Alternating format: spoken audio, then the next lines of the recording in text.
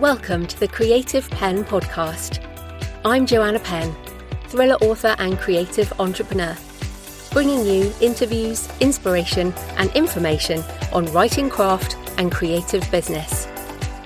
You can find the episode show notes, your free author blueprint and lots more at thecreativepenn.com, and that's Penn with a double N. And here's the show. Hello creatives, I'm Joanna Penn, and this is episode number 832 of the podcast, and it is Friday, the 10th of October 2025 as I record this. In today's show, I'm talking to Steve Brock about author branding and standing out in a crowded market. The difference between just having a logo and having a real brand that sells books. And is it possible to maintain your authentic voice while appealing to genre readers who seem more loyal to categories than authors? Also, if you enjoy this chat with Steve, he is also on my Books and Travel podcast, talking about his wonderful book, Hidden Travel. That is a very different discussion, but still wonderful. So on this show, the interview on branding is coming up in the interview section. So in writing, publishing and book marketing things, Jane Friedman has a roundup in her newsletter, The Bottom Line, about Baker & Taylor, which is shutting down at the end of the year and laying off staff. The company distributes primarily to libraries. The blog Shelf Awareness reports that Baker & Taylor is rumoured to owe creditors, mostly publishers, as much as $26 million. Jane says, book wholesaling and distribution operates on razor-thin margins, and consolidation has been happening for years. Ingram is the biggest player in the US and has acquired numerous smaller companies. In 2018, Ingram attempted to buy Baker & Taylor, but the deal fell through. Publishers Lunch reports that Ingram has added 40 to 50 new staff on the library side to handle new business. So I thought this was interesting, and I know many of us have our books in Baker & Taylor because it's just included in much of the catalogues that we sort of publish. If you publish print wide, probably in there. But the book business is challenging for everyone, that is for sure. And it sounds like Ingram will pick up this business anyway, but the unpaid bills in the millions there, just another example of change in the business and how we all have to watch our cash flow. Also, a great article from Tracy Cooper Posey on her productive indie fiction writer blog called Too Late for Holiday Promotions? Not Even Close. 9 smart ways to make the most of Q4 sales.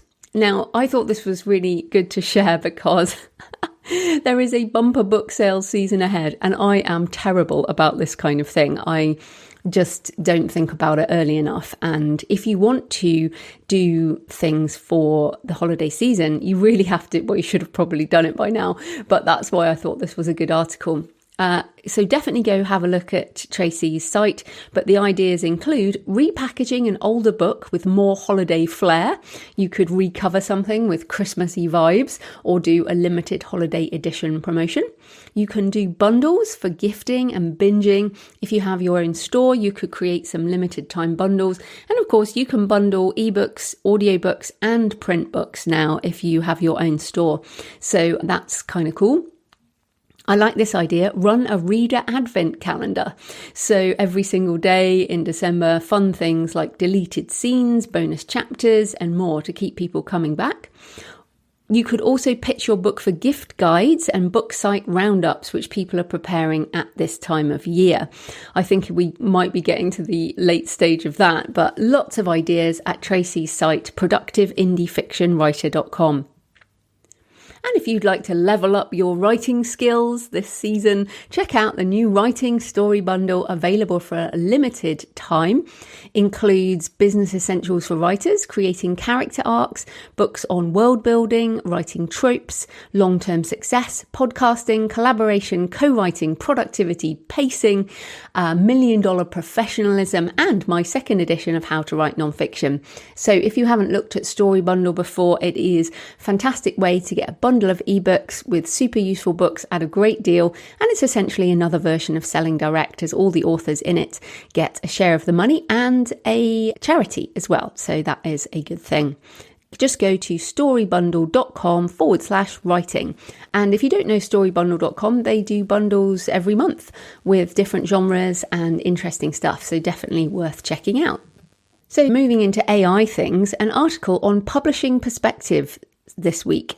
Now, Publishing Perspectives is mainly a traditional publishing focused site. I mean, 99% of what it covers is traditional publishing. And this week, an article from Richard Charkin, who has been in publishing many decades. If you're here in the UK, you probably know his name, but he was CEO of Macmillan Publishing, Executive Director at Bloomsbury, and has held senior positions at Oxford University Press and Elsevier, and past president of the International Publishers Association. So I tell you that because Richard is, he's an older guy and well respected in the industry. He now runs his own publishing company, but the article is around adaptability to change. And he's about to head off to Frankfurt Book Fair coming up, one of the biggest I think the biggest book fair in the world. And this article, amongst other things, addresses AI. And in fact, he was one of the first traditional publishers here in the UK to try AI narrated audiobooks. And he says, "We must not treat AI as the enemy, but as a commercial partner." A commercial partner. And it actually shocked me to read this from a traditional publisher, just so blatantly. But it has been 3 years since AI became more easily and commercially usable with the launch of ChatGPT in 2022. So indie authors had a head start, at least those of us who embraced it, because we don't have to ask for permission and we don't have over-engineered IT departments, which put a brake on things, and we try new things. So I wanted to just encourage the rest of you. So 3 years after ChatGPT going mainstream, traditional publishing are embracing these tools across the business.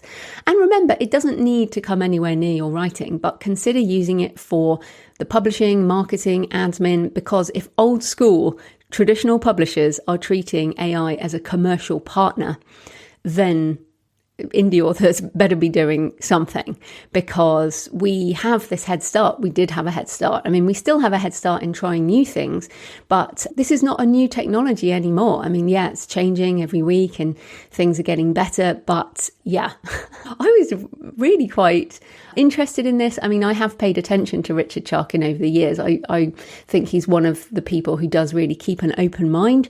And so this was interesting. But yes, AI as a commercial partner.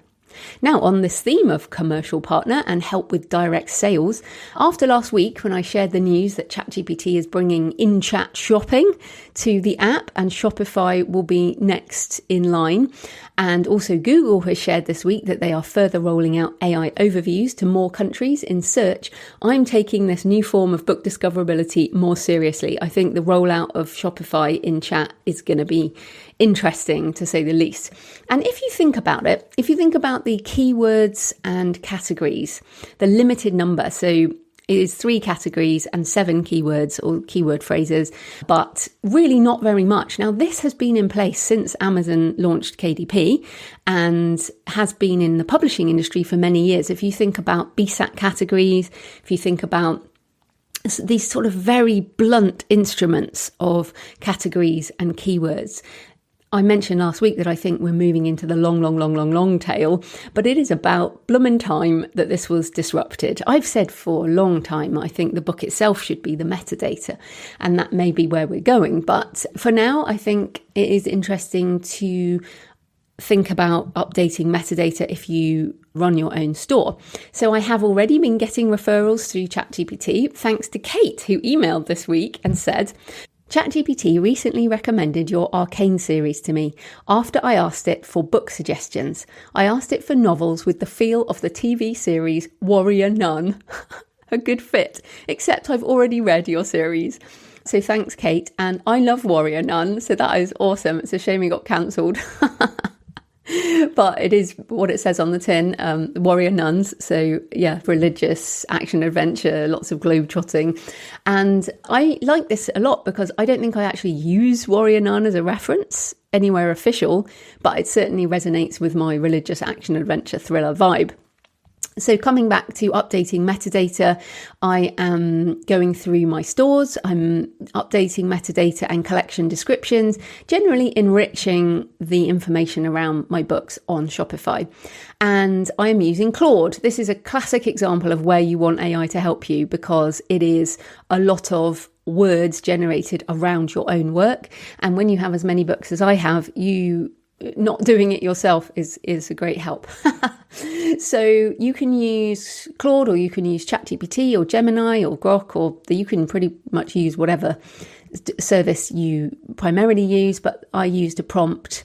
I want to optimize my book metadata on Shopify. You could also use the same for your website. For discovery by AI search, what do I need to do? And then it's going to tell you what you need to do.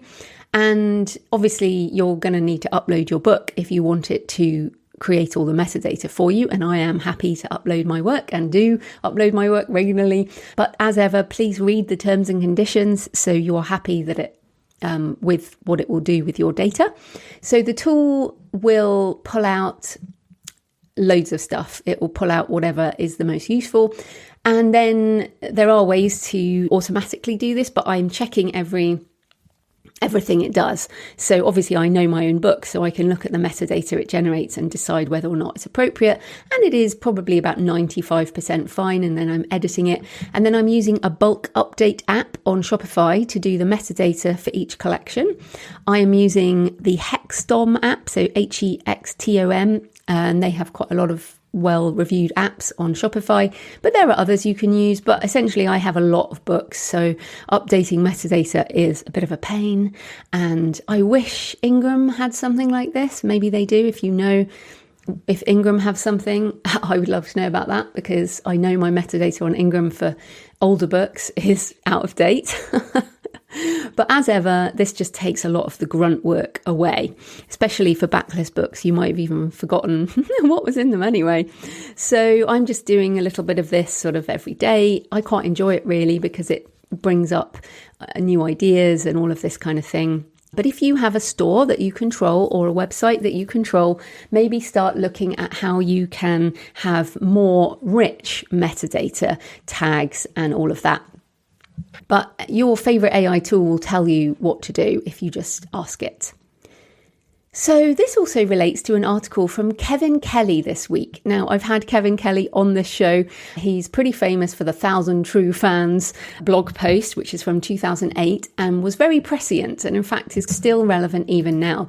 Kevin was part of the founding team at Wired magazine. He's a very forward-thinking guy, and this article says a lot of the things that I already think, so I wanted to read some of it. So Kevin says in an article, paying AIs to read my books.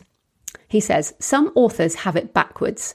They believe that AI companies should pay them for training AIs on their books. But I predict in a very short while, authors will be paying AI companies to ensure that their books are included in the education and training of AIs. The authors and their publishers will pay in order to have influence on the answers and services AIs provide. If your work is not known and appreciated by the AIs, it will be essentially unknown. Kevin says, I'm an author, so I checked the Anthropic case list. I found 4 out of my 5 books published were included. I feel honoured to be included in a group of books that can train AIs that I now use every day. I feel flattered that my ideas might be able to reach millions of people through the chain of thought of LLMs. And he goes on in this vibe, and I completely agree with this. And it's great to just read his very well thought out article. Some more of it. He says, AI agents are used not just to give answers, but to find things, to understand things, to suggest things. If the AIs do not know about it, it is equivalent to it not existing. It will become very hard for authors who opt out of AI training to make a dent.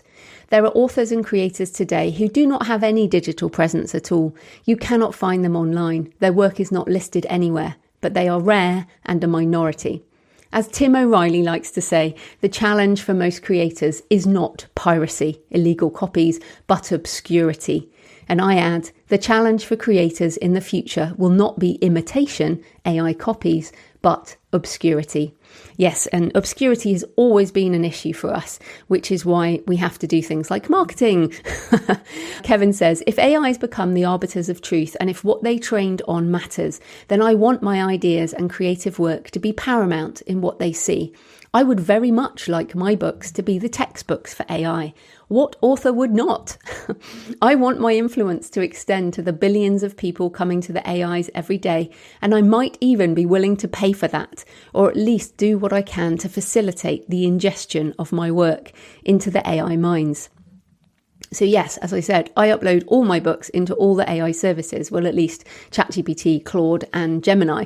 And there are many more obviously out there, including open source services, including a whole load of ones from other countries. And I want them to know about me and my work so they can recommend it. You know, I've been putting my work online for free since I started. And this sort of freemium model is the foundation of my business, which is, you know, this podcast comes out for free to you and you get to choose whether or not you give me any money in any way.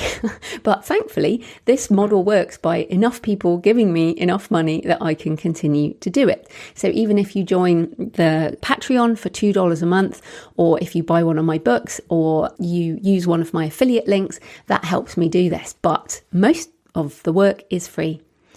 So Kevin ends with, what the AIs learn today, they will probably continue to know, and their impact today will have compounding influence in the decades to come.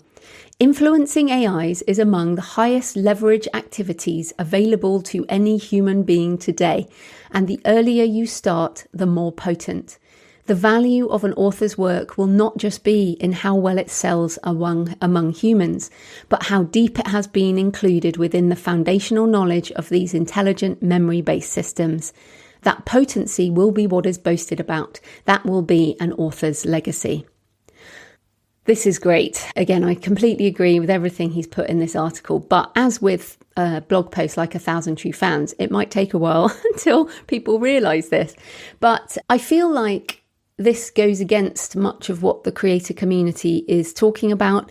But as I said, I want my work in the AI models. I deliberately upload my books. I am making my websites better adapted. As I just mentioned, I'm trying to clean up all my metadata. I want it to be easy to find my work by the AIs. And this is like the early days of the internet, the early days of mobile, and I'm not spending time arguing with people anymore. I'm just getting on with it. Now, in the Patreon community, I obviously share a lot more because the paywall keeps out the trolls. But it feels like an exciting time to be an independent creator. And if you're like, no way, I would never pay an AI service to ingest my book. Well, we never thought we'd have to pay Amazon to do book marketing, and now most of us do.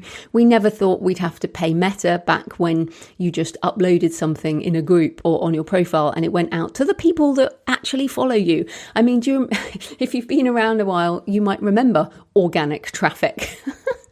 Which is just something that we are now at with ChatGPT. It is organic traffic. I don't have to pay any of the AI companies to surface my work, but inevitably things go from organic to paid at some point. Something to think about. I'd love to know what you think. Email me with comments, joanna@thecreativepenn.com. But it just seems inevitable to me that we go from easy organic reach to a lot harder reach later. And we've all been waiting for some kind of disruption for a while now. The book marketing space has been stagnant, I guess, for a while. So, yeah, interesting times. So in personal news and exciting physical things rather than digital, I went up to the Book Vault printing factory this week to sign my special hardbacks for The Buried and the Drowned. And it is always such a privilege to sign beautiful books, and these are my first with pattern sprayed edges. So thank you if you back the campaign. I love the book. It means a lot personally as I expanded my author's notes in there, as well as adding new stories and ones I wrote over a decade ago. And I am so proud of the physical product as well. We are lucky to have brilliant printers like Book Vault who make this possible. There are pictures on my Instagram and Facebook at JFPennAuthor. And also, while I was there, the guys at Book Vault, thanks to Alex and Curtis, showed me the new Spot UV and also the new foil options, which are blue, red, copper and pink, alongside gold, silver, holographic and green. So I think if you write romantasy, that pink it's kind of a pinky purple, but really, really super romantasy vibe. I thought the copper was more like a sort of rose gold that you get on Apple devices. So I could actually see myself using that for the more muted, maybe for non-fiction. It's just a sort of, different vibe. But definitely have a look at the foil options and Spot UV for our beautiful print books. I'm also working on my master's, and this week I was reading, in fact on the train up to Peterborough, I was reading The Critically Reflective Practitioner, a great book by Sue and Neil Thompson. It is not designed for authors, but it has a lot that we could use in it. The idea is that you are not just a practitioner, so you're not just a writer, you also think about doing the thing and how you could improve things, and you challenge your own thoughts and that kind of thing. So the importance of taking time to reflect on what you're doing rather than just doing. So the strategy of being an author, not just the writing, the big picture, thinking about what you want within what time scale, how you're going to achieve it, what's going well with your processes, how you need to change things, especially around keeping your business sustainable. So and what they say is if you're really, really stressed, the best thing to do is to stop doing. Just stop and figure out what it is you need to change, then change it, and then go do again. And of course, I know this and I have done this for many years. This podcast is part of reflecting and my lessons learned post and my New Year's posts, and it is good to set aside time for this. So my question for you this week is, can you set aside some time to reflect on your creative and business processes, as well as how they're serving your bigger life goals and your health, physical and mental? What might you need to change, and how can you actually make that change going forward? Again, you can let me know your thoughts, joanna@thecreativepenn.com, or leave a comment. Also, this month, I'm in a horror promotion. If you love horror, dark fantasy or paranormal, check out the deliciously twisted Halloween book sale running through October at twistedtalesbooks.com/Halloween, link in the show notes. And it features my story Catacomb amongst lots of others. So that is twistedtalesbooks.com/Halloween. Please do leave a comment on the podcast show notes on the YouTube channel, or email me, joanna@thecreativepenn.com. I love to hear from you. It makes this more of a conversation. And of course, send me pictures of where you're listening or your favourite cemetery or churchyard. So today's show is sponsored by Draft to Digital, who I use for publishing ebooks wide to various ebook stores, including Apple and Nook, plus library services, as well as payment splitting for co-writing books. They also do print. Are you an indie author in need of an easy and efficient print-on-demand service backed by a world-class customer support team? Look no further than D2D Print from Draft to Digital. D2D Print is ideal for authors who've already published ebooks but haven't yet experimented with print. With D2D Print, you can convert an ebook to a print-on-demand file with just a few clicks, turn an ebook cover into a full wraparound print cover in seconds, choose from beautiful interior layouts, choose from industry trim sizes and formatting options, distribute worldwide. You can even use Draft to Digital's free ISBNs. You can order author copies within 32 countries without the annoying proof stamped on your book. And you can use free change tokens every 90 days to make updates. All of this and more with no setup or recurring fees. And I'd also add, Draft to Digital have a great help desk, so you can actually have humans helping you. Print on demand is a game changer for indie authors because while brick and mortar bookstores can't physically stock every book, they can check for the print on demand availability when a customer requests it. If you only publish ebooks, you could be missing out on a huge opportunity. Let's fix that with Draft to Digital Print, D2D Print. Just go to draft2digital.com. So this type of corporate sponsorship pays for the hosting, transcription and editing, but my time in creating the show is sponsored by my community at patreon.com/thecreativepenn. Thanks to the 7 new patrons who've joined this week, and thanks to everyone who's been supporting for months and years. And of course, you can always pop in for a month or two and pop out again. If you join the community, you get access to all my backlist videos and audio covering writing craft, author business, AI tutorials, and last week I actually shared an article with my tech stack. So all the tech and the tools I use right now and how I use them in my business. It actually took me a while to prepare that because it is amazing how many tools we can use as a one-person business. So the Patreon is a monthly subscription, the equivalent of buying me a black coffee a month or a couple of coffees if you're feeling generous. So if you get value from the show and you want more, come on over and join us at patreon.com, patreon.com/The Creative Penn. Right, let's get into the interview. Steve Brock is a non-fiction author, photographer, and branding expert. His books include Hidden Travel, which he has talked about on my Books and Travel podcast, as well as The Creative Wild, Make Something Beautiful, as well as Brand Something Beautiful, a branding workbook for artists, writers, and other creatives, which we're talking about today. So welcome to the show, Steve. Thank you, Joe. It is a pleasure to be here. Oh, yeah, so much to talk about. But first up, tell us a bit more about how you got into writing and publishing and branding.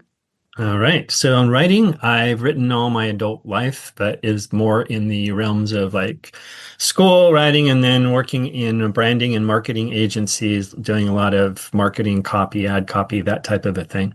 And then it was in 2007, I think, where I had this sense of wanting to work on a book, which was the one that ended up becoming Hidden Travel. It only took 14 years to get that from idea to publication. And then since then, as you mentioned, some other books. So I've embraced that. And then the branding has come along actually in parallel. And it's a great point of how one area of your life, particularly your creative life, affects the other. So branding fundamentally is about telling your story well. It's understanding who you are, what you do, and what makes you kind of different. And so there's a lot of storytelling. So the more I focus and spend time on writing, particularly in the fiction realm, which has been mostly just short stories and stuff for me lately, the more that it has improved the work of branding. And so branding I find interesting because it's honestly, like we've talked about travel.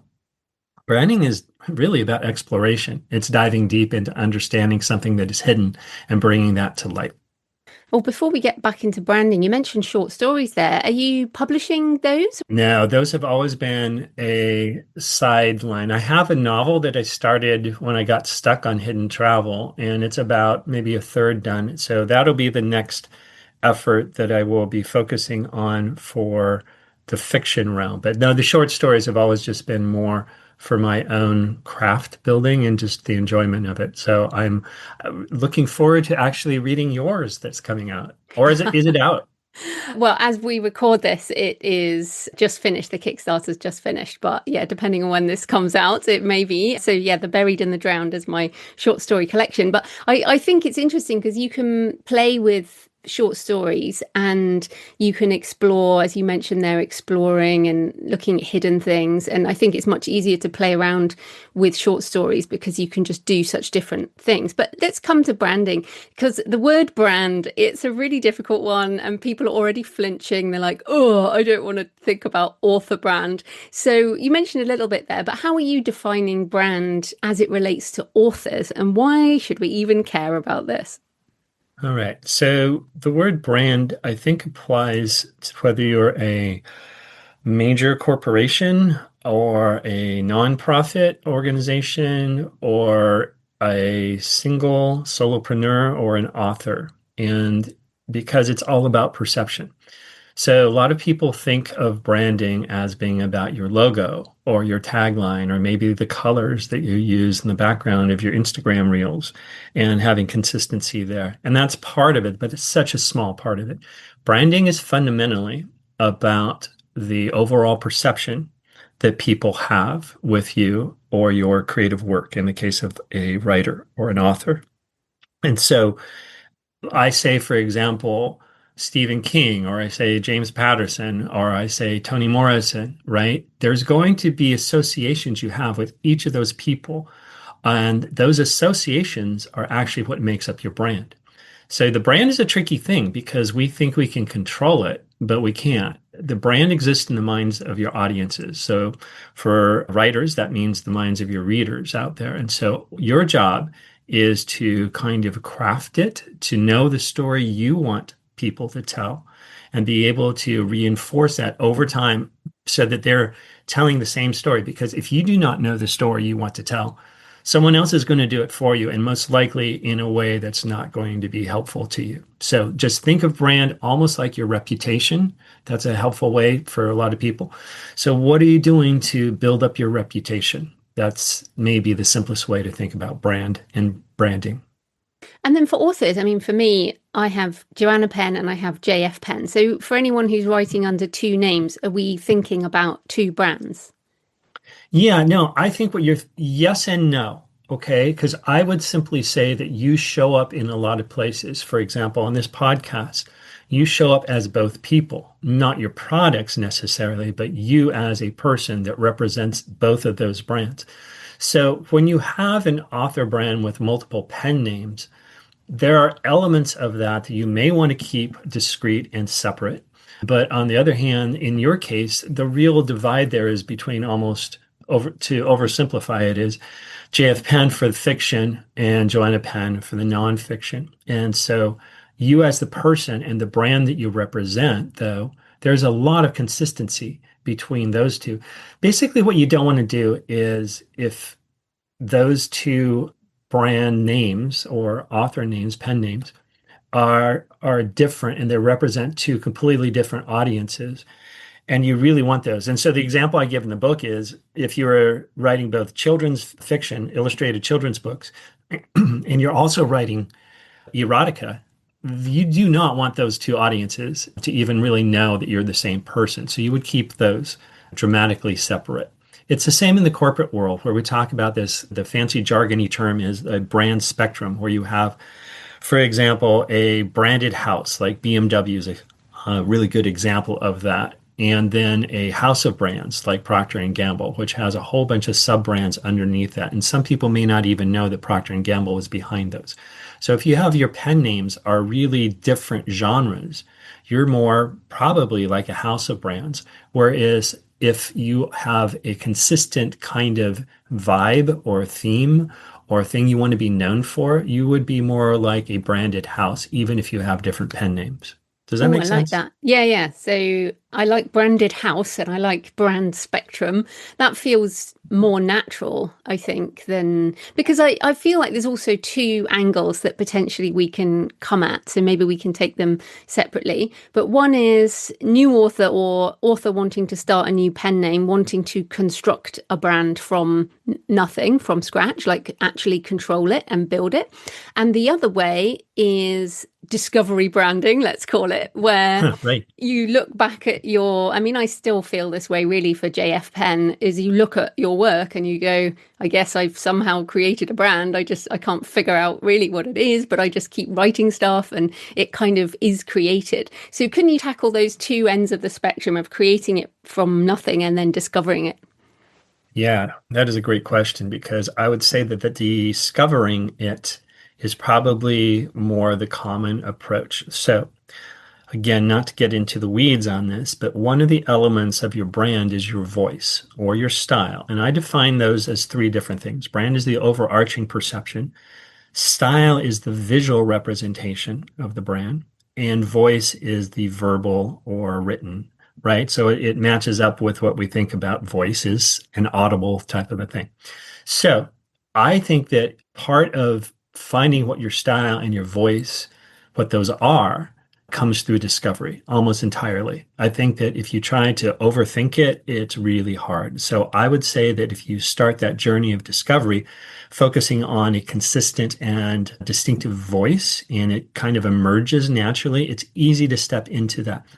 There's a point, though, even on a discovery brand, as you name it, that it becomes intentional. And that's where you start to identify certain themes that have emerged that you want to be known for, and then you want to elevate those or amplify those. So then but honestly, that's like discovery writing, right? Because Mm, I'm kind of a hybrid myself. I will do an outline, but then I'll go off of it, right? I do, and vice versa. So same thing here.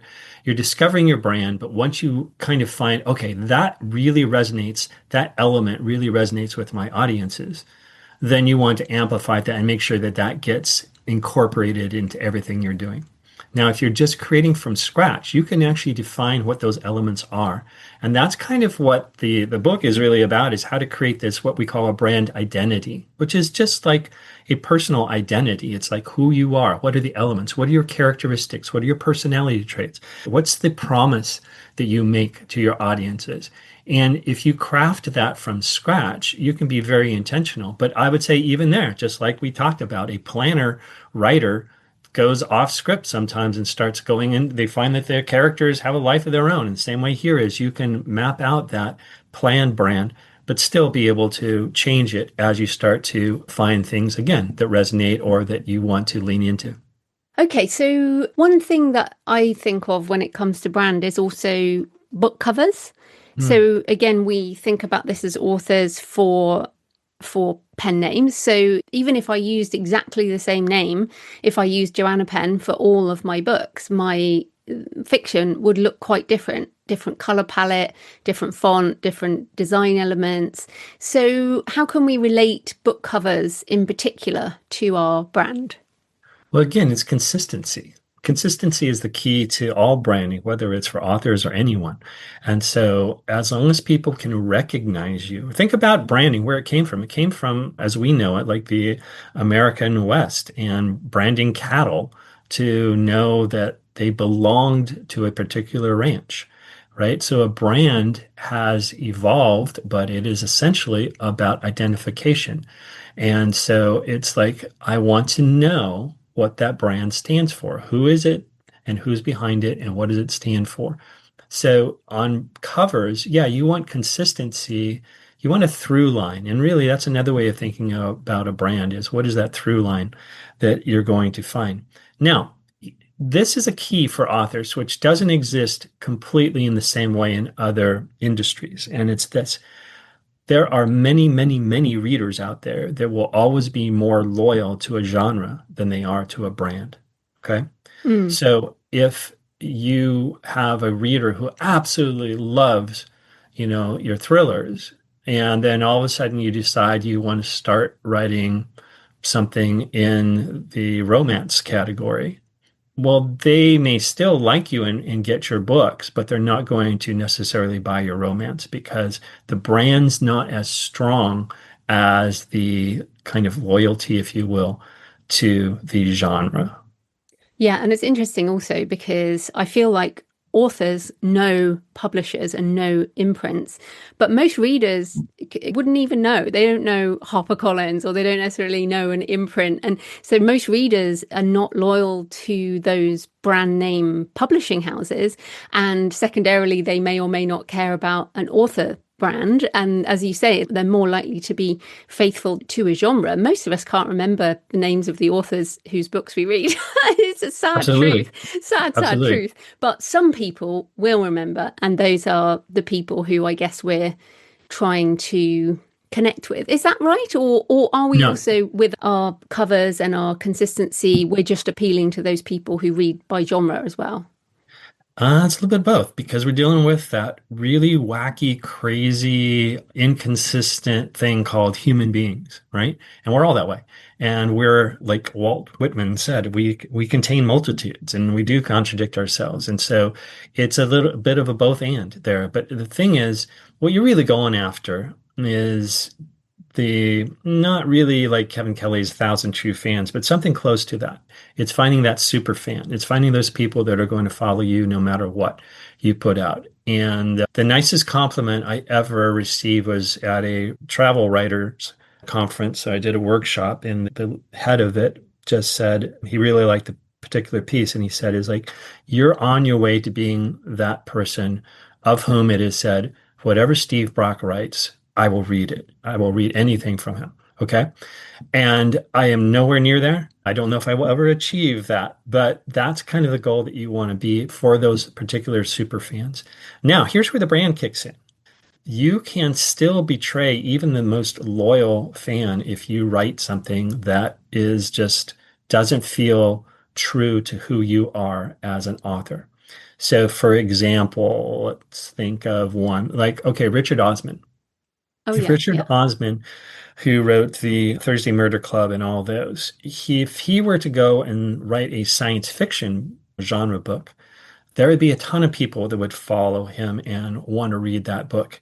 If, however, that science fiction book had no humor in it and the characters were downright mean to each other, right? And And it was really uncaring. violent and graphic. That Exactly. would not fit. Exactly. Yeah. He not only would lose those readers, but they would probably be hesitant to pick up the next book in the Thursday Murder Club series because he's kind of wrecked his brand. Yeah, and it's so interesting, and I'm going to blame you Americans for this because Yeah. we're not so sensitive here in the UK. But swearing is a really interesting thing. So when I wrote my first book, I mean, in my private life, I do swear sometimes, and in my first book, I had naturally written as a British person, had included some words, and then with the response I had from my American readers who were not bothered by the violence. And I don't write graphic violence, but I write thrillers, so there's some Mhm. body count. And the reaction to the swear words made me decide, this was back in 2009 now, I was like, okay, I won't swear in my books. So I don't use swear words at all. And it's so interesting how, like you mentioned, there are a lot of different genre elements that might put people off. But if you use a swear word that you wouldn't normally in your books, that can make readers disappear and never come back.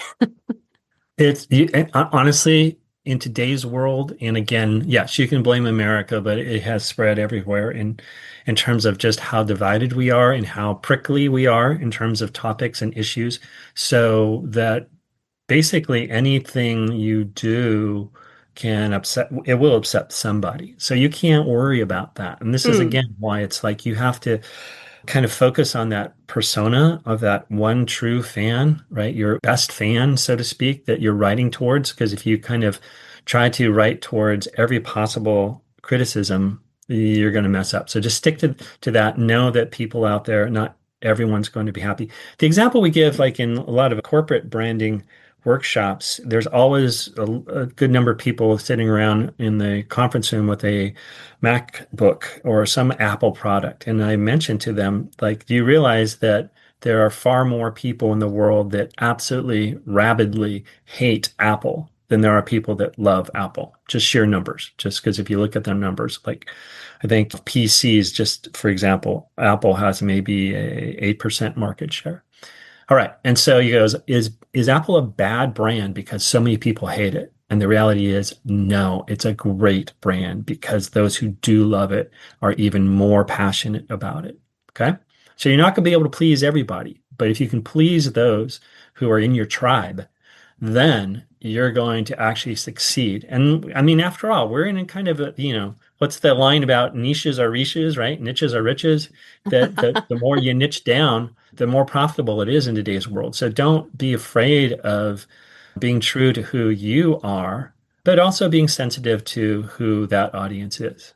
yeah, and I wasn't saying don't swear. I was saying if you decide to swear or not swear, stay consistent. Like because Exactly. that and the level of sex and the level of violence. I think if you're writing fiction, those three things are things that people's preferences generally stay pretty similar on, I think, within a brand. So the thriller, mainstream thriller niche, those things, you could read a lot of mainstream thrillers and they would obey those rules as well, I think.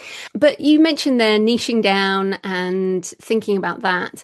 But one of the things you had in the book, and you have some really big questions in the book, because one that is very difficult is So you're writing action adventure thrillers. So my Arcane series, a bit like Dan Brown, and Dan Brown has a new book out, The Secret of Secrets, and I'm reading it at the moment. And it makes me feel both happy because I write similar books to him, but also, oh no, I write similar books to him. And you tackle this. How do I make my work distinctive and stand out amid all the noise? And there is so much noise. And I'm not competing with Dan Brown, by the way, but in terms of action adventure thrillers, there's tons of them. So, how do we stand out when we also need to please genre readers? I would say by knowing what it is that makes you distinctive, right? So part of it is your voice, part of it is your interest, part of it is just the way you go about framing sentences and plots, and et cetera, et cetera. So, like, take going back to Stephen King as an example, is part of it for loyal fans, they know this and they don't necessarily like it, but part of his brand is he doesn't end his books well, right? He's known in a lot of circles as just having pretty mediocre endings, okay? But people don't care because they know that the journey to get there was really rewarding. So I would say things like that, like being known for just a surprise ending, being known for, they like the O. Henry Awards, right? We look at O. Henry simply because he was so good at those surprise twists at the end that we actually use his name today associated with that. Or even like Hemingway, his style, the short, curt sentences, all that. So there are elements of your book that are going to be unique to you. And I think, so for example, your voice, your human voice that comes across in your brand here, that's the main thing that I think people will identify with is separating out you, and your products from you and the person. Okay. And that can get kind of complex, but one of the key things to me is recognizing that your products are going to have a certain voice to them, and that voice in those genres may be different from genre to genre, but you as the author, as you're interfacing with the public, will have a consistent voice. But it's still different from you, the person, from Joanna Penn, the person, versus Joanna Penn, the brand. Those are two different things, and that's hard for a lot of people. But if you think about it like an actor playing a character, it works pretty well. We as authors, when we're publicly speaking or talking, there's a character that represents our brand that is going to be in some ways the best of our personal characteristics, right? But it's not us. And that gives you some padding, if you will, some distance from it so that you can separate that out and be able to address it. But the reason going back to your point, knowing what the distinctives are of your own personality and the brand there and being able to identify those and call those out, that's what helps you be distinctive. If you do not know what those distinctives are, how you're different from Dan Brown in this particular case, it will be very difficult. And by just reading Dan Brown, it starts to seep in, right? And you might start writing like Dan Brown, and you don't want to do that. I don't know, getting banned by the Vatican was the best marketing move he ever made. But on this, like you said there, if you don't know what makes you distinctive, from the side of many authors listening, I don't think we do understand what makes us distinctive. It is very hard. We have this thing in particularly, I guess, the fiction community of finding your author voice. And the reason we say finding it is because it's so hard. It's not obvious, and it takes practice writing lots of words, and then something kind of emerges from it. And so I think the question of what is distinctive, this is where AI can help, I think. And I've certainly done this. If people are happy uploading their work into ChatGPT or Claude or Gemini, read the terms and conditions, as I always say. But you can then have a discussion with it as to your what makes you distinctive. Where do you fit in the spectrum of different authors? I've actually found that the most useful tool, even though I've been doing this for a couple of decades, because it's so hard to figure it out yourself. I totally agree with your last statement there. And I think that that is a really good tactic for doing that. I would just add to it another thing that seems like obvious, but I know so many authors who have never done this. And that's this. You ask your audience. You ask your readers. You take a dozen readers of any of your series and you ask them, okay, Why is this book different? What do you love most about this? What makes it distinctive from others? Now, they're not always going to be able to give you a clear idea, but pretty soon it's really, really interesting how themes start to emerge there when you start doing that. So it's going to be like I mentioned, like Richard Osman. So that example, just the idea of that he has a really good sense of humor, that his characters are all caring about each other, that he addresses age in a fresh perspective. Okay. I could just whip off those as just three characteristics that make his books different. Many, many, many, many other authors all address those three type of elements, but not in quite the same way. So in the same way with you, there's going to be elements that are going to be similar to Dan Brown and others, but that combination of those, that's something that only you do. I guess we've been talking a lot about fiction. Is there anything that non-fiction authors need to think about differently, or do all the principles apply? I think the principles are even clearer and in some ways easier to manage for nonfiction writers because you can talk about the subject. So if you're thinking about nonfiction, it's like, how do I become kind of the thought leader expert on this? And then what are the distinctive ways I'm going to treat things? So I can speak to it. Let's talk about from the standpoint of this book and from my own branding. I have been told by clients over the years, probably the best compliment I get is that we've hired branding experts before. They come in, they tell us what they think our brand should be, and then we fire them. And so we don't like consultants, but you don't act like a consultant. And you came in and you listened and you heard us, and then you didn't tell us what we should be. You told us what we already knew, but we didn't have the words to use to explain that. Okay. So, so that tells me that my own brand is there's a high degree of empathy, there's a high degree of listening, but there's also an element of synthesis. Okay. So I can start to unpack those and say, okay, this is why my nonfiction book or works, in particular this book on branding for artists and writers, is going to be different because it's another element would be simplifying.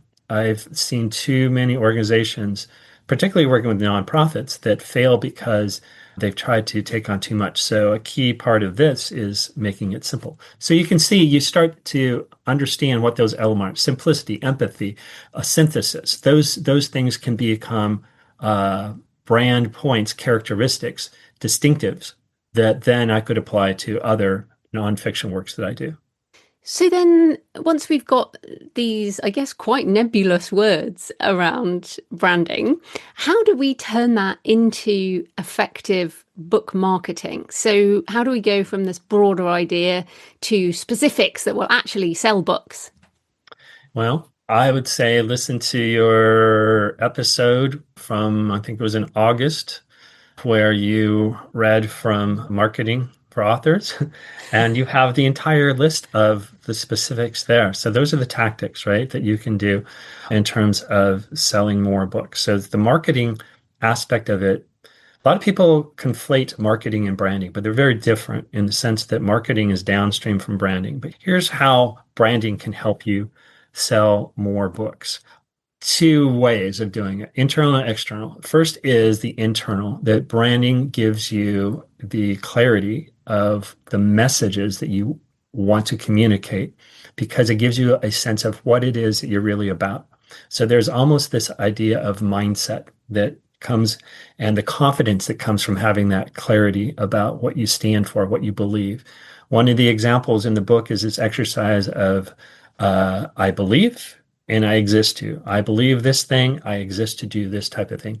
Just that simple sense of knowing what your purpose is and your beliefs and values are, that alone can help provide that clarity. So there's clarity, there's mindset, there's confidence on the internal. Externally, your messaging becomes so much clearer because you know how to talk about yourself. See, that's the thing is authors, we're great at telling stories, but we're terrible at telling our own story, right? And so that's what branding is about, is helping you to tell your own story better. So It builds the confidence, gives you the story that you want others to tell so that they can in turn tell others about you. That's a huge piece of it. It's like the game of telephone. If you have a very clear and consistent message, they can tell others about you in a way that they couldn't before. But I think another aspect about this is that, quite frankly, most authors can go out there and you can ask ChatGPT, give me 20 tactics that I need to do to market my book.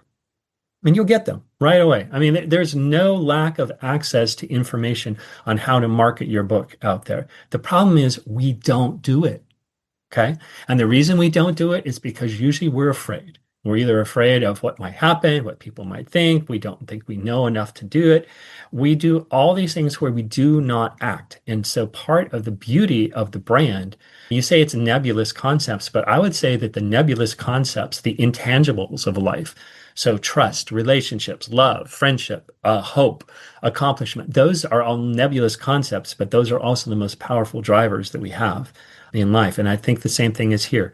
You get that nebulous concept of knowing what you're doing and how you're different and how to tell your story better. And that builds your confidence. So you are far more likely to engage in doing those tactics that are going to help you sell the books.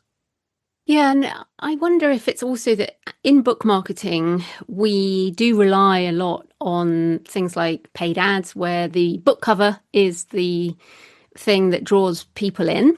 And so having this sort of whole self approach is less used. But podcasting is a game, I think, where this kind of branding that you're talking about can really come across.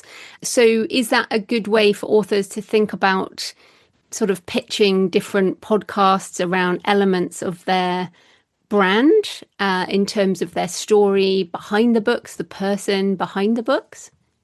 Yeah, I think podcast is one channel for that. I mean, your blog, if you have one, even your social media, all of those are ways for the audience to connect with you as the author. And you're absolutely spot on.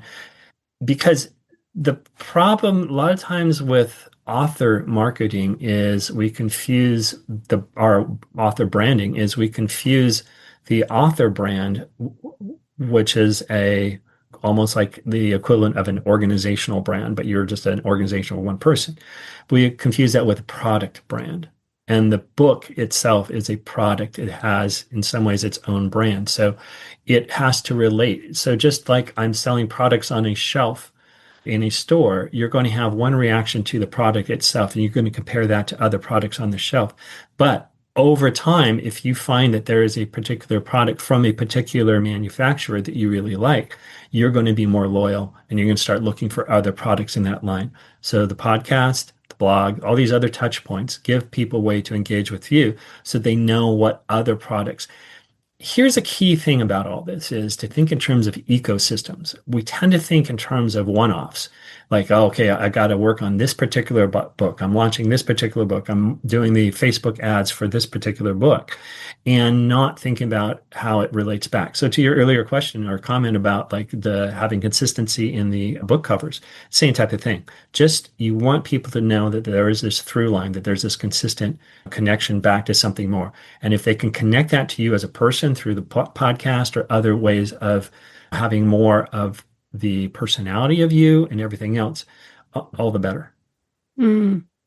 So I did want to also talk to you about the product itself, your book, which is this workbook. It's more than a workbook, though, because I think I have called some of my workbooks, they really only just contain the questions, not the full text. And mine are also not designed and laid out as yours in. It really is a beautiful product in the layout, in the way it's done, and it makes me want to do better with mine.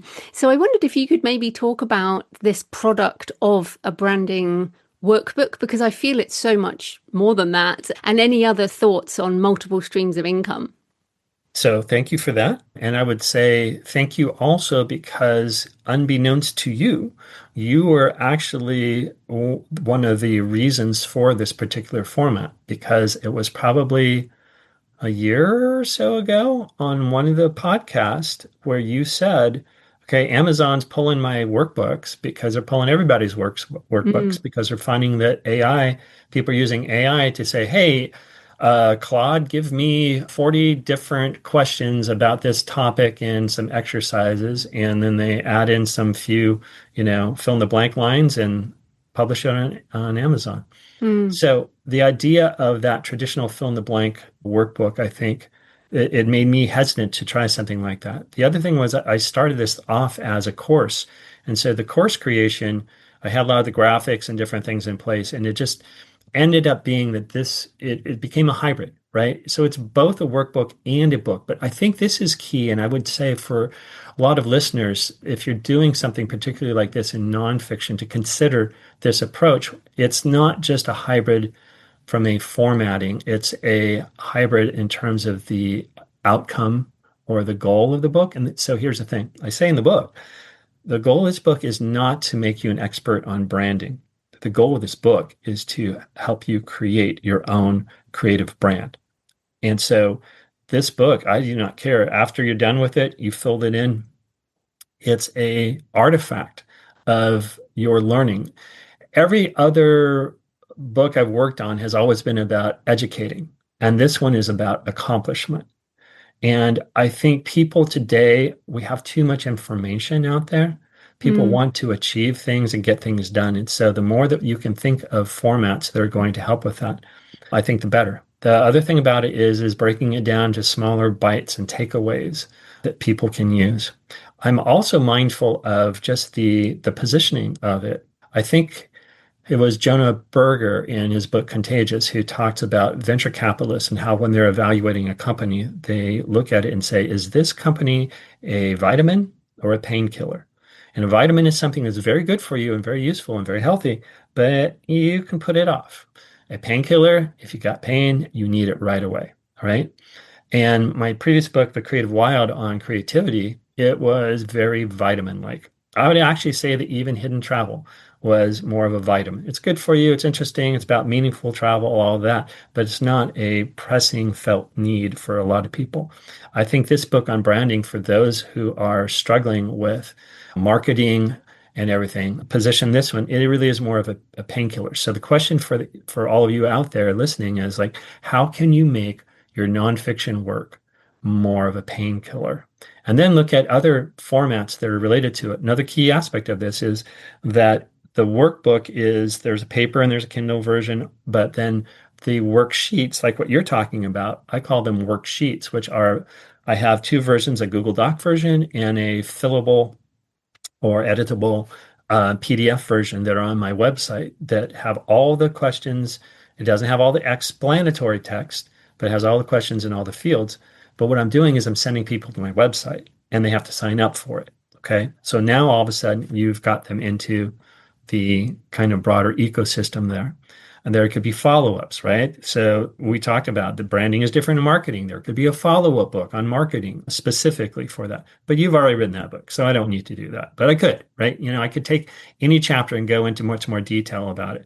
I could do this, and there's a tiny, tiny, tiny element in this thing on choose your own adventure, right? There's ways of formatting a book so it's more of a choose your own adventure, or a scavenger hunt, which is more of a guidebook that could help people go out there, or just you can have additional merchandise that's related to it, all these different things. I have a friend, Naomi Kinsman, who has a creativity in a box type of a thing, right? So these boxed elements, lots of ancillary products that you can add to that for multiple streams of income as well.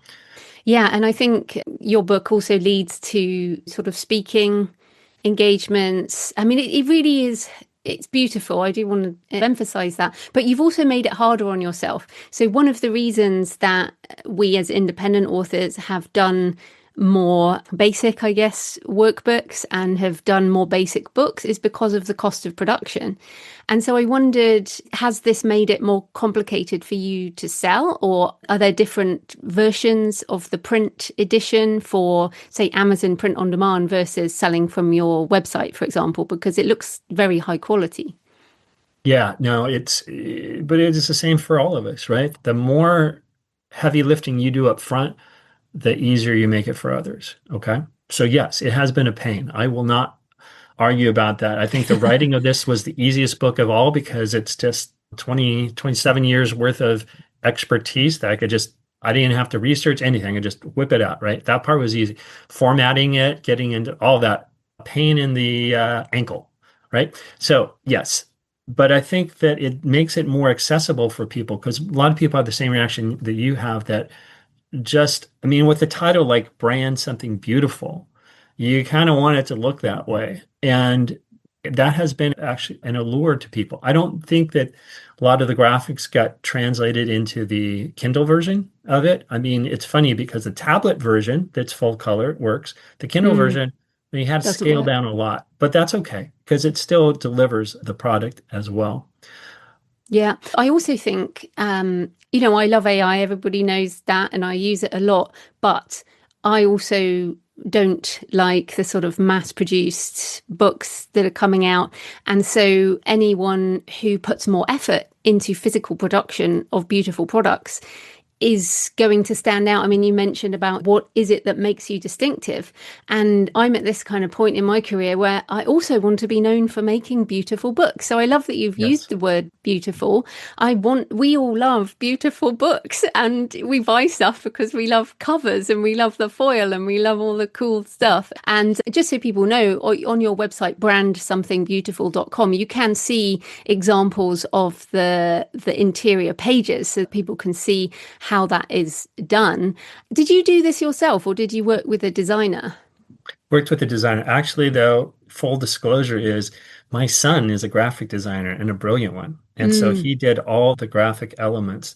But what I did was, and again, this is like taking the extra step. I remember I think it was Stephen J. Cannell, or it was some producer in Hollywood years ago who's been dramatically successful. And he said, and then someone said, "How did you become so good at this?" And he said, "Because I looked around at the work that needed to be done, and I looked at the level of effort that other people were making, and I just did a little bit more, right?" And mm, so I think on here, I had up my game using Adobe InDesign for the layouts and things like that. But I would encourage people I mean, there's so much you can do in Canva these days, but just yes. diving Yeah. into it and getting competent in it. But I think there's also times when you do want just some professional design help on it as well. Yeah, it's interesting you mentioned Canva because I'm sure you've heard me talk about my Gothic Cathedral book. And over the summer, and I was looking at my photos, and obviously you're a photographer as well, and you do travel stuff. And I was like, oh my goodness, there's so many ways this book could go in terms of how the beautiful layout is done.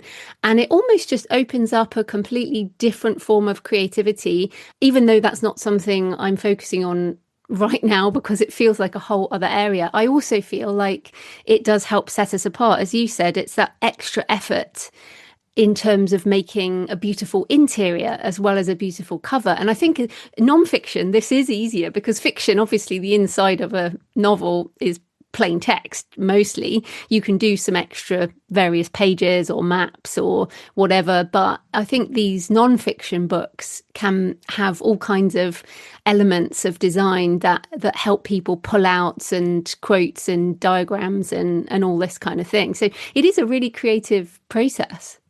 It totally is. And I just read a book. We're about to head off to Portugal soon just for vacation, but I was reading a book that is kind of takes place in Lisbon called, it's a YA book. It's The Murderer's Ape, like ape as in gorilla. It's about a gorilla who can speak and is an engineer on this guy's boat. But the long story of it is at the beginning of each chapter are just kind of these beautiful hand-drawn pen and ink illustrations.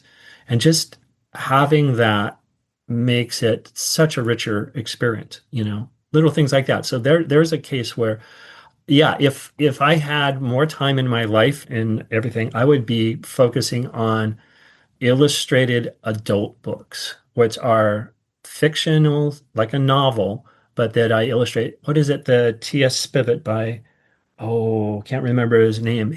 They made it into a movie, like the life or the works of T.S. Spivet. Leaf. Anyway, he You does can that. It's a brilliant book because of the illustrations that are on the margins of almost every single page. So there are ways of doing that even in fiction. Yeah, I think we've all got to do more creative stuff in order to stand out, and for ourselves as well as for the readers, it kind of just it brings the material alive. So I think that's really cool. But you mentioned they're heading off to Portugal, and you and I connected around our love of travel, hidden travel. I think it's a wonderful book, and you've came on my books and travel podcast, and we talked about that. But this is an interesting thing, right? Even for your brand, because brandsomethingbeautiful.com to me doesn't look like the same person who did hidden travel. And the conversation we had around that to me is a very different conversation to the one we've had today. So, how does travel weave into your business, or do you feel like those two things are quite different? Oh, you called me out because it's like, do what I say, not what I do. Yeah. Because I totally feel that way. Because honestly, I don't, yeah, for my own brand and what I'm trying to do, I probably should, what is it? The cobbler's kids' shoes. Yeah, the cobbler's children have no shoes or something like that. Right, right, exactly. Well, but the answer to that is, yeah, what you're going to see over time as I start to build out, if you will, kind of more of particularly some of the social media stuff for Brand Something Beautiful.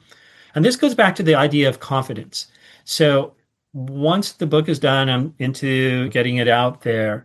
I'm like you. I do not like video. I do not like to be on video, et cetera, et cetera. So I've never done anything. But I decided for this book, I'm going to do Instagram Reels. And so one of the things and I did was, I think it was either Gemini or Chat, that I just said, okay, here are the themes that I want to cover.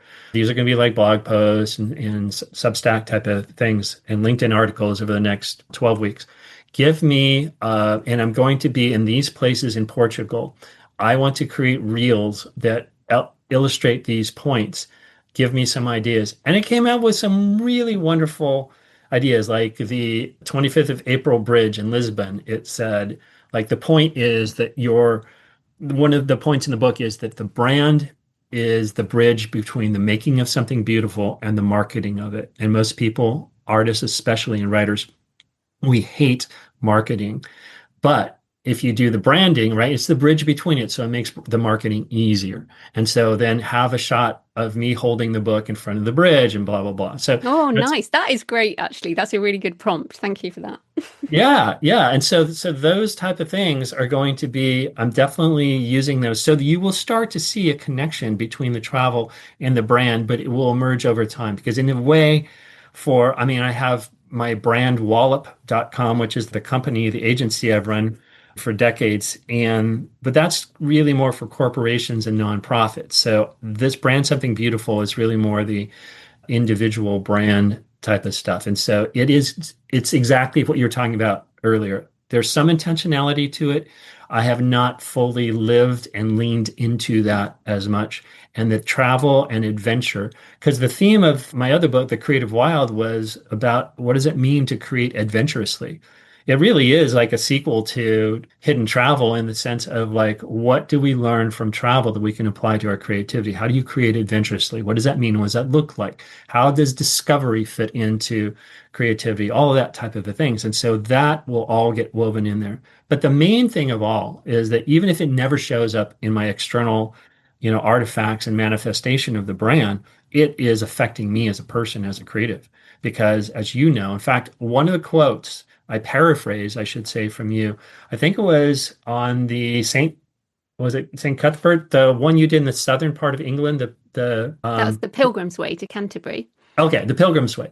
You said something after that in one of the podcasts, which I have told so many other people because it is so, so true, which was, and I always thought it was just me, right? So when I heard you, it's like, okay, validation.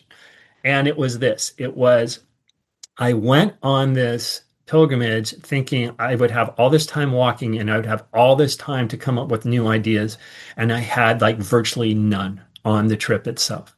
Mm, But then 2 weeks later, after I got back, right, I couldn't stop the ideas, right? There's mm, kind of overwhelmed with all the new ideas that came. And to me, that's the benefit of travel for all of us is not so much, yes, you can use the sites for if you're writing a novel, right, for getting the research. And that's, I know you love doing that. And that's a mm. key piece of it. But just the experience of getting out of your comfort zone, being in a foreign place, particularly where your senses are picking up on things, you notice things better, you pay better attention. All of that is going to help you as a creative. Yeah, it's so interesting. And I'm glad we kind of finished with your own personal journey of growing into this other side of yourself as well, or trying to knit them together. I think that's brilliant. Certainly, it shows that we're all on this. This is a lifetime of experience, and we just keep creating. So people, if you're like, oh, well, I just don't know, just keep creating and something will emerge, really, won't it? It's absolutely true. It is absolutely true. And that would be one thing I didn't mention earlier, really quickly, is that relates to this is in terms of those other streams of income, this idea of combinatorial thinking, right? Where everything you do affects everything else in a good way. And so to me, in terms of multiple streams of income, the question is, rather than thinking of these one-offs, but this idea of ecosystems, right? That you think about how it all relates to each other and how can I leverage that. And so I may do this, but I would say advice to anyone out there is instead of selling individual courses, no, not instead of, in addition to selling like individual courses and books, start thinking in terms of membership programs. And there's a ton of membership programs out there, but most of those memberships, or even like the subscriptions, like if you paid subscription on Substack or something like that, or even Patreon, is to treat those less as just like this gathering place for people to get additional content, but to make it more of achievement oriented. What can I accomplish? Are there steps? Think in terms of the audience's pathways and their journey through that, so that membership has these elements of like, I'm gaining something and I'm growing through this. And so key to that is gamification, things like levels of rewards, of access, of just status, all these different things we can learn from gamification that you can be applying to that. And quite frankly, I don't think you have done this overtly or consciously, Joe, but I think you do a great job of that, like with your Patreon. You don't just say, okay, yeah, I'm going to give you access to just additional content. Yes, you do that. But in addition, there's a sense of belonging, there's a sense of participation, there's a sense of access that you get to you. And all those little elements really are about the key last section of Brand Something Beautiful is all about creating experiences of delight rather than trying to see your audience as someone you want to sell to. It's someone you want to delight. And so what do you do? What can you do with every little touch point? And so all these little touch points add up. So whether it's travel and how that helps us to learn new things, or it's intentionally using your multiple streams of income, all the different books, merch, all that stuff coming together. If you focus on it being about delighting your audience, it just changes the whole way you look at them. Fantastic. So where can people find you and your books online? Probably the easiest way is for this, the purposes here would be at brandsomethingbeautiful.com or Substack, brandsomethingbeautiful.substack.com. Brilliant. Well, thanks so much for your time, Steve. That was great. Thank you. So I hope you found the discussion with Steve interesting and that it sparked some thoughts on your author branding and your promise to your readers. And if you'd like to listen to us talk about curiosity, wonder and serendipity around another of Steve's books, Hidden Travel, head on over to my Books and Travel podcast for that interview. So let me know what you think of the interview or anything I covered in the introduction. Please leave a comment on the podcast show notes at thecreativepenn.com or on the YouTube channel, or email me, joanna@thecreativepenn.com. Send me pictures of where you're listening or your favourite cemetery or churchyard. Next Monday, I'm talking about performance tips for authors and writing climate fiction with Laura Bagley. In the meantime, happy writing, and I'll see you next time. Thanks for listening today. I hope you found it helpful. You can find the backlist episodes and show notes at thecreativepenn.com/podcast. And you can get your free author blueprint at thecreativepenn.com/blueprint. If you'd like to connect, you can find me on Facebook and X at The Creative Penn, or on Instagram and Facebook at JFPennAuthor. Happy writing, and I'll see you next time.